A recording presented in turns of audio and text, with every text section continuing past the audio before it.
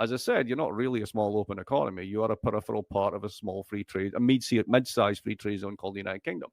So on the one hand, I fully understand the desire to be separate, but the idea that this isn't going to hurt, you can't really say that Brexit's the worst thing ever and then commit the biggest Brexit of all time, which is literally what this is.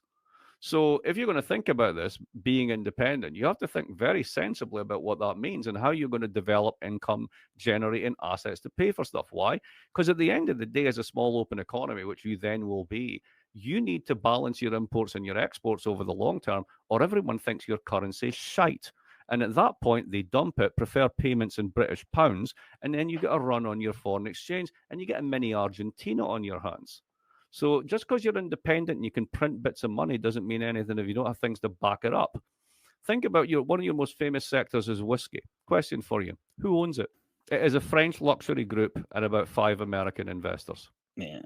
Right. So basically, you kind of have to have a growth model that is able to generate these incomes and has these assets. And then we can talk about what that would be like in a future scenario. When you don't even really know what that is and how it's going to work, then that's a flight into fantasy. And I'm just too old to do fantasy economics.